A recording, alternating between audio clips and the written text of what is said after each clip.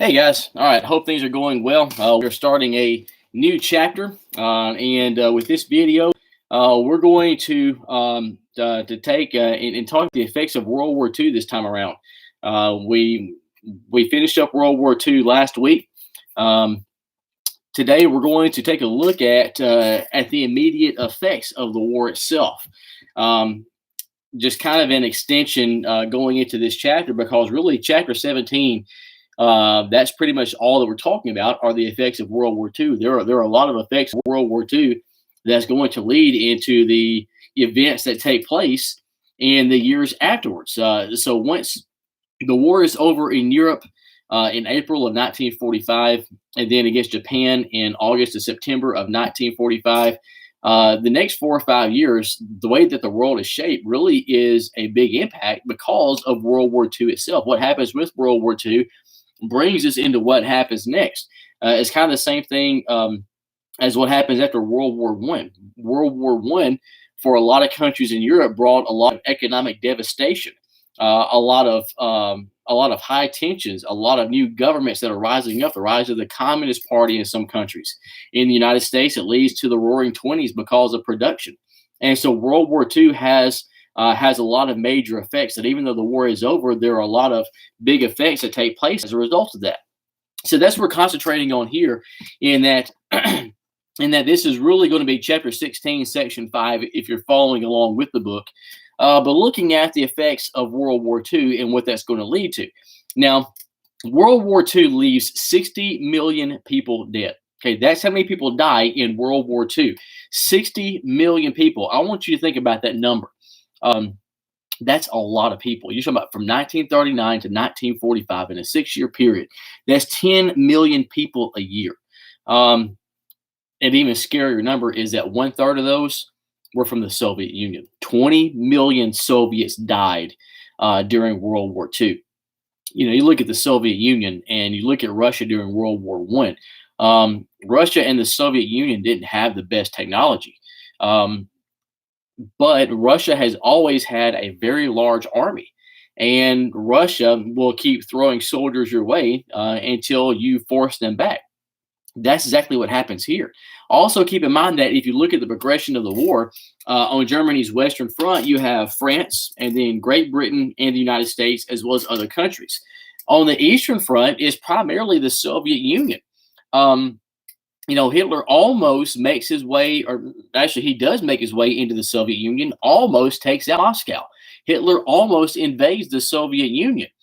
And so it's primarily the Soviets that are fighting Germany on the Eastern Front, which means that a lot of people are dead. So 60 million people dead as a result of World War II, 20 million of those being Soviets alone, 40 million Europeans in total. So 20 million Soviets, 20 million others that were European, which leaves 20 million for United States, for Europe, places like China, Japan, Australia. If you break it down, the numbers is a pretty eye-opening thing here when you start looking at the number of deaths and where they come from. For Europe, 2/3 of those deaths are civilians, and that's the sad fact here. In that you have 40 million Europeans that died during World War II, and 66 to 66% of those are going to be civilians. They're not soldiers. They're not men who signed up to fight in war. They're regular people who got caught in the warfare. You look at the attacks on London and the Battle of Britain, and the war taking place in these major cities. You have civilians that are getting caught in the action. Part of that is Hiroshima and Nagasaki, the atomic bombs that were dropped in Japan to get Japan to surrender. So World War II is devastating on so many levels. Death and destruction, no matter where you look. We talked last time about the Holocaust, where Hitler is trying to exterminate the Jewish race, as well as get rid of other races as well, to try to get a pure-blooded German society. It wasn't just Hitler. I mean, there were civilian deaths everywhere. 60 million people dead, many of those being civilians. So basically, a lot of death. And I know that goes along with war itself, but what we have here in World War II is just flat out devastating. You have cities that are completely reduced to rubble because of the constant bombing. Again, keep in mind of places like London and Berlin, where there's a lot of heavy fighting. And so some of these cities are completely destroyed. And we'll talk here in a second about what some of those cities were. The ground war is going to destroy much of the countryside. And so even in your rural areas, like what you would have out in Coxie, much of that is going to be destroyed as well because of the war. So again, what you have here is just destruction all the way across the scene, especially in Europe. Um, where there's major cities that were bombed constantly, and buildings basically being reduced to rubble, whether it's countryside that has had the effects of the war, in regards to agriculture and things like that. Just a lot of devastation, a lot of destruction. That when the smoke is cleared and the war is over and things try to go back to normal, there is no more normal. You have to pick up the pieces and you have to rebuild everywhere. There were just a handful of cities, major cities in Europe that actually remained pretty much untouched. And that was Paris, France, Brussels, Belgium, and Rome, Italy. Those three capital cities in Europe were pretty much the only three that came out of the war largely untouched, to where there wasn't a whole lot of damage, which is pretty amazing, especially for Paris when you look at Hitler, because Hitler took over Paris within a matter of 2 months, in the first few months of the war. And then the fighting of pushing Hitler out of Paris. But Hitler saw Paris as a beautiful city. There are many pictures out there of Hitler in Paris. And so a lot of intense fighting, but these three cities largely remained, I wouldn't say untouched, but there wasn't a whole lot of damage. Wherein you saw cities like London of Great Britain, Berlin, Germany, and Warsaw, Poland.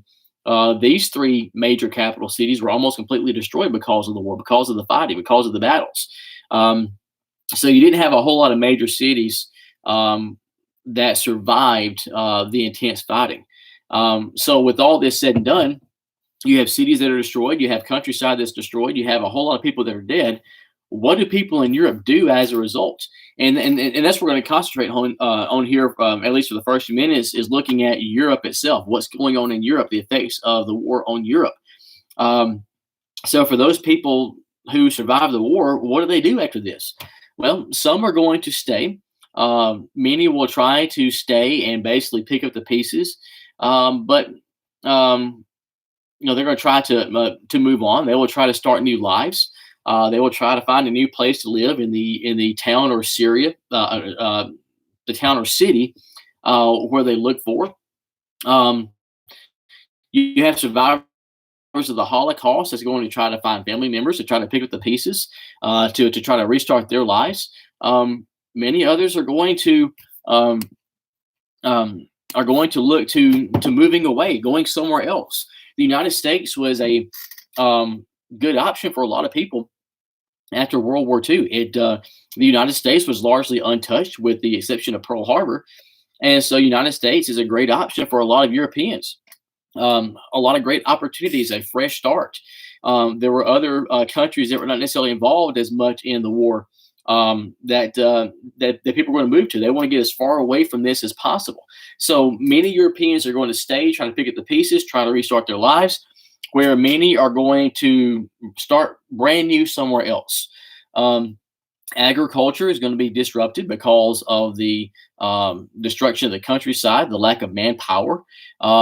This leads to a lack of transportation and people not getting food. And so we're seeing a lot of negative effects here.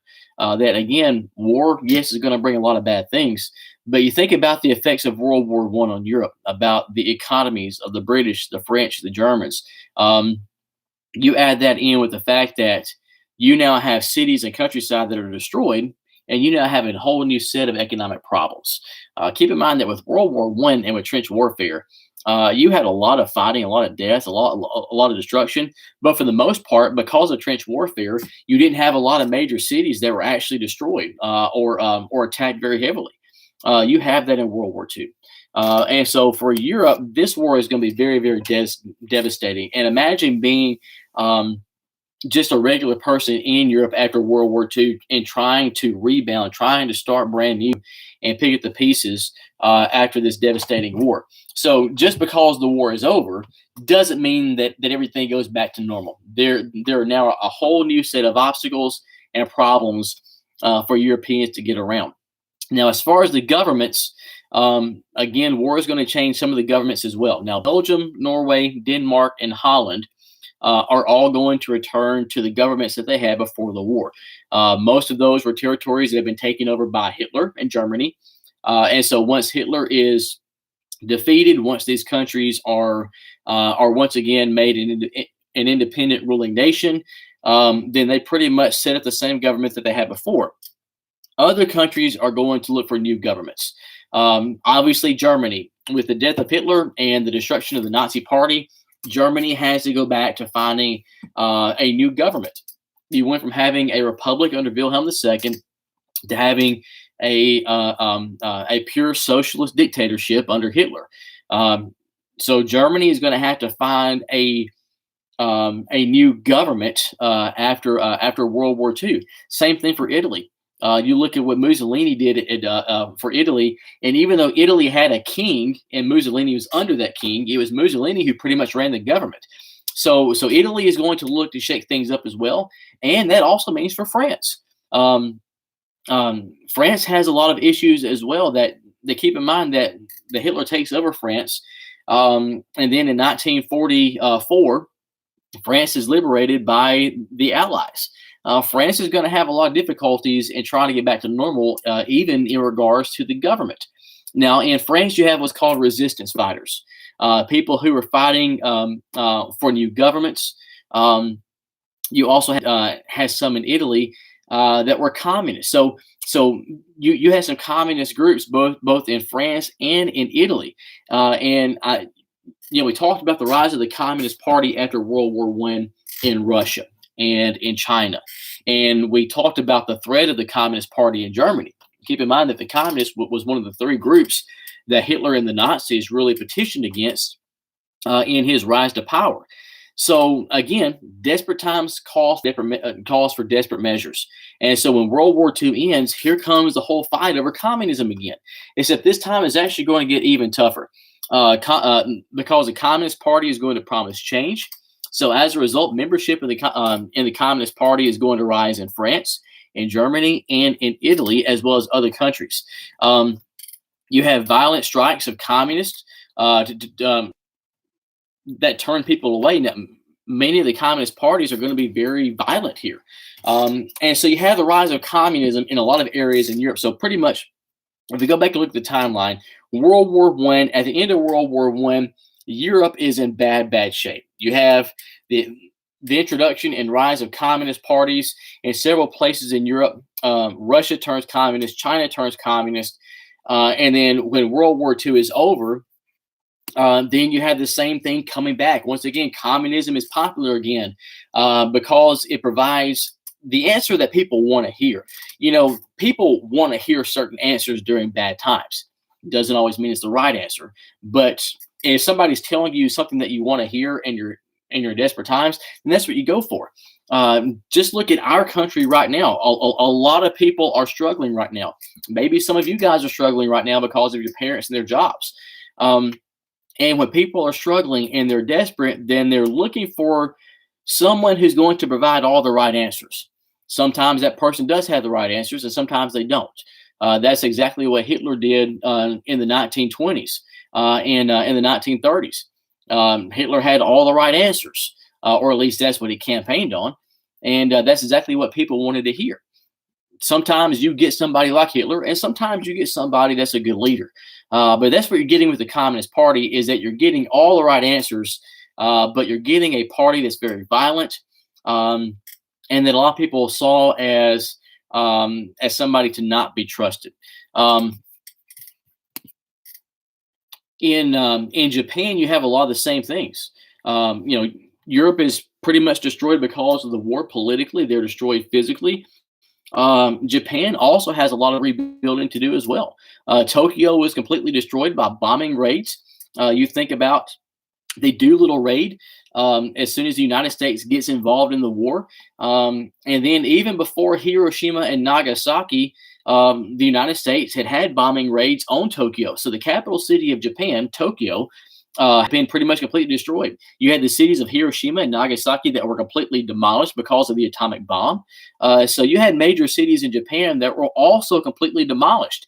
Now, what's going to happen in Japan is something that's unique in that Japan is not going to return to its own independent government right off. Instead, what you're going to have here is that the United States is actually going to stay in Japan. Once Japan surrenders, then the United States is going to stay in Japan to make sure that they have a smooth transition into a new government. General Douglas MacArthur, who is the commanding general of the Pacific Forces for the United States in World War II, is actually going to be put in charge of this. So you have a new era here to where you have U.S. occupation of the country of Japan to make sure that, first of all, Japan does not rise up again, and to make sure that Japan is instead put on a right track that the United States can work with. MacArthur begins a process of demilitarization, of basically getting rid of any kind of major warfare weapons. They will take war criminals and bring crimes of war against them, just like you have at the Nuremberg trial with Germany. You have the same thing with some Japanese leaders, and 7 of those leaders are going to be hanged for crimes of war. It also begins the process of democratization, to where Japan is going to change their government into a constitutional monarchy. So Japan is going from pretty much a dictatorship to under Hirohito into a democracy. Now, again, that's the thing about the United States is that when we get involved into a country and when we defeat a country and when we're responsible for setting up a new government, guess what kind of government we're going to try to institute? That is going to be democracy. And for a lot of good reasons, guys. When you look at all the different governments that we talked about this year and you think about the governments that you talked about last year, democracy, by all means, promises the most hope and the most benefits and freedoms for everybody, or at least for the general public. And so we're going to see a trend here that as the United States gets involved in trying to set up new governments and countries, you're going to see a lot of democracy. And this is really the point of where democracy is really going to expand greatly worldwide. So that's what Japan is going to. General MacArthur is put in charge. And so the new government here is pretty much set up like this. You will have an emperor, but it's pretty much just a figurehead, kind of like what you have in Great Britain. Okay, Great Britain has a monarchy. You have the Queen of England, Elizabeth II. However, she's pretty much just a figurehead. It's pretty much just a title. She has certain duties and responsibilities, but she doesn't run the government. Well, that's the exact same way that the emperor of Japan is going to be after World War II. You're going to have an emperor, but it's pretty much just a figurehead. You have a 2-house parliament, just like here in the United States. So you have a legislative body that's going to run the government. You have universal suffrage, which means that everybody can vote, males and females, regardless of where you come from. A policy of not using war when you have border disputes. And so as a result of that, you have a peace treaty that's signed in September of 1951. So 6 years after World War II ends, things are finally settled out in Japan. And for a lot of people, this is kind of the official ending of World War II against Japan. Is when because technically the war is not over until a peace treaty is signed. The fighting stops in 1945, but the peace treaty is signed in 1951. So Japan is going to change drastically. The United States is put in charge of that change. You're going to have a more democratic government in Japan. And this really begins the process of where the United States and Japan really begin as allies. It's ironic that Japan is the one that brought us into World War II. And you had such a fierce war for the next 3 or 4 years. But Japan is actually one of our greatest allies these days. And it begins right here after World War II. And so a lot of changing here, a lot of immediate effects of World War II, both in Europe and in Japan. And in our next video, we're going to get into some other changes as well. We'll look at some other effects that brings us into a new era and into a new type of war.